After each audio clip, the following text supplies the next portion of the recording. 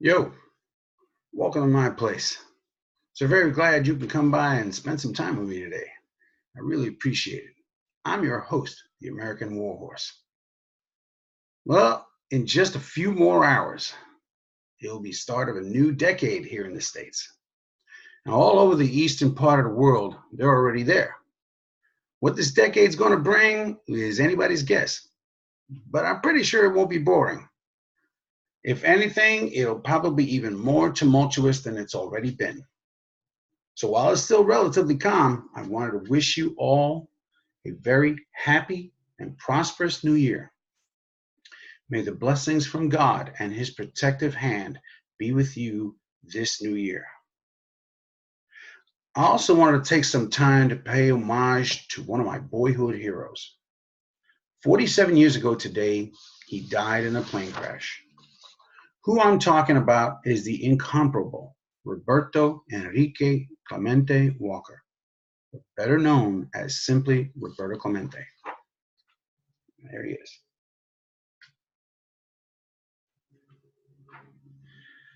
He was the youngest child of Melchor Clemente, Melchor being one of the three magi who visited the Christ child, and Louisa Walker in Carolina, Puerto Rico on August the 18th, 1934. Now, for 18 seasons starting in 1955, he played in the major leagues with the Pittsburgh Pirates as their right fielder. He was the first Latino enshrined in the Hall of Fame at Cooperstown, with this honor coming in 1973. The normal 5-year waiting period was waived for this occasion. Did you know he was a 2-time World Series champion, a 4-time National League batting title winner, had exactly 3,000 hits, which at time in 1972, only 10 other ball players had ever achieved. He had a lifetime batting average of .317, and he was the league most valuable player in 1966. He was to Latinos what Jackie Robinson was to the Black community. He spoke up for Latin ball players. He also spoke up for himself, since he refused to let the press call him Bob or Bobby, even though it appeared on some baseball cards. You think I'm kidding? This is a picture of his 1965 card, Bob Clemente. Yet, in spite of the best efforts of the press, he insisted on being called Roberto, which is not a bad thing. When I was a boy, my uncles and cousins would tell me all about him. I watched him when he played against the New York Mets, or on those rare occasions when there was a Saturday game of the week on TV.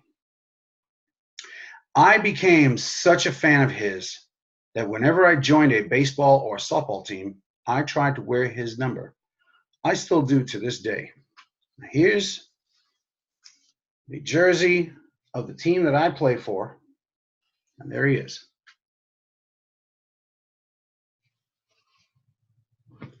Yeah, I love Clemente as a ball player, but as I grew older, I found a side of him that was even more important. I found out about his dignity and his humanity, which ultimately cost him his life. You see, Clemente always remembered where he came from, even well after he made it in the big leagues. He never forgot what it was like growing up poor. He lived what we can find in Proverbs 28, verse 27. I read now from the New King James Bible. He who gives to the poor will not lack, but he who hides his eyes will have many curses. Now, after a given season was over, he would travel to Latin America or back to Puerto Rico and play in the Winter League. Now, a lot of ball players from the States, including Willie Mays, Clemente's boyhood idol Monty Irving, and others, would also play in Latin America during the winter months. He also spent a lot of time giving clinics to young kids, teaching them the fundamentals of baseball. He used baseball as a mechanism to promote peace, traveling around Latin America and competing against teams from literally all over the world during tournaments. He spent time visiting sick children in hospitals wherever he traveled in the United States, even though those visits were rarely publicized. Nevertheless, somehow the kids knew. Clemente made it a habit to separate his fan mail into two piles, with special attention to letters from the kids. Now, during one visit to Nicaragua's capital city, Managua, with his winter team with his winter Puerto Rican baseball team, Clemente met a 12-year-old named Julio Parales. Now, this young man was wheelchair bound. Julio had lost one of his legs in an accident involving a passing train. The other was pretty badly mangled. Clemente befriended the youngster and told him something extraordinary. He told him that for the next tournament, he would be the team's bat boy. Now, to make this happen, young Julio had to be fitted for a prosthetic leg. So Clemente passed the hat amongst his teammates, and each of them kicked in at least $10. Clemente made up for the shortfall with funds out of his own pocket. That prosthetic leg in those days cost $700. There were other stories about his generosity. One in particular goes like this. During one baseball World Cup tournament in Nicaragua, he went to the desk clerk at the hotel he was staying at and handed the clerk $30. The clerk, on Clemente's instruction, handed back a $30 bag of coins. Clemente then went out to the streets of Managua.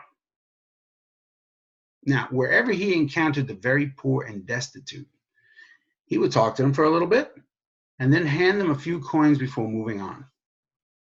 He was so revered as a ball player that nobody even dared try to steal the bag from him. As Proverbs 19 verse 17 says, "He who has pity on the poor lends to the Lord, and he will pay back what he has given." Now, in spite of his fame, Clemente never forgot his roots. That fact would cost him his life on this day in 1972. Now, on December the 23rd, Nicaragua had endured a massive magnitude 6.3 earthquake. 5,000 people in Managua were killed. The city was devastated and in ruin. Relief supplies were organized and sent to the stricken country. Clemente himself had previously sent 3 cargo planes and a ship to help these people. Now, what distressed him the most were reports that the military junta that was controlling the country had seized those goods intended for the earthquake victims,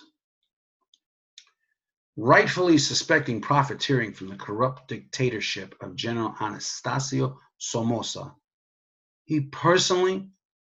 Clemente personally organized another relief supply mission and leased a DC-7 airplane for $4,000 to get the supplies there. He also intended to go to Nicaragua personally and directly confront General Somoza, believing that as a celebrity, he would not be harmed. So Clemente, having the spirit as seen in Proverbs 22, verse 9, "Whoever has a bountiful eye will be blessed, for he shares his bread with the poor," embarked on this mission of mercy. His wife, Vera, his father Melchor, and his son, Roberto Jr., each told Clemente about the really bad feelings and premonitions that they had about the flight. But he insisted the mission go as planned. Unfortunately, however, the DC-7 had suffered a non-fatal taxiway accident the month prior, which had badly damaged the number 2 and 3 propellers and the number 3 engine itself. Unbeknownst to Clemente and pilot Jerry Hill, sloppy maintenance and inspections allowed the plane to be certified to fly. And in addition to the damage to the aircraft, it was also overloaded by a little bit more than 4,000 pounds. On a dark, moonless night, December the 31st, 1972, at 9:11 p.m. local time, the plane lined up on runway 7. By then, the bad weather in the area had cleared and visibility was at 10 miles, with just a few clouds visible. The flight was cleared for takeoff at 9:20. The aircraft took a very, very long takeoff roll and seemed to gain very little altitude. A left turn was commenced, heading the aircraft north. At 9:23 and 15 seconds, the San Juan Tower received the following transmission. November 500 Alpha Echo coming back around. Soon after the time of the last radio transmission, the plane experienced a catastrophic failure of engine number 2. It's also very, very possible that engine number 3 also failed. Engines 2 and 3 were closest to the fuselage, and they contained the hydraulic pumps.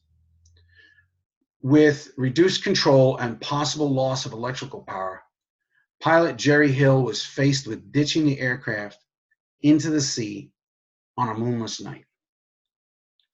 With this severe loss of power, the aircraft was essentially unflyable. 1.5 miles from shore, the DC-7 crashed into the ocean, killing everybody on board. A search was launched.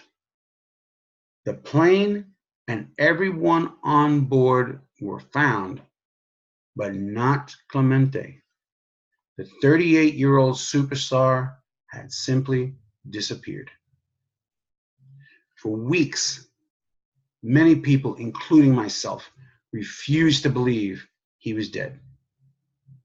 His teammate from the Pirates, Manny Sanguillen, organized many searches for Clemente. All of those searches would be in vain. John 15, verse 13 says, "Greater love has no man than this, than to lay down one's life for his friends." He considered the people of Nicaragua, especially the poor, as his friends, so much so that he was willing to face a confrontation with a dictator. Now, the legacy of Clemente takes many forms. A stadium in San Juan is named after him, as are streets in both Puerto Rico and Pittsburgh.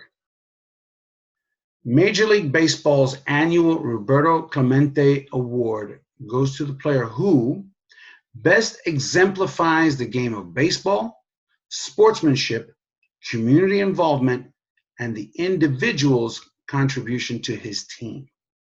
Now, this is voted on by baseball fans and members of the media. Vera Clemente became head of the Roberto Clemente Foundation. She founded a sports education facility in Puerto Rico and was a goodwill ambassador for Major League Baseball for many, many years. His son, Roberto, is now a sportscaster. In 2003, Vera went to the White House to receive her husband's posthumous Presidential Medal of Freedom. Now, sadly, this past November the 16th of 2019, Vera Clemente, at age 81, went on to join her husband, Roberto.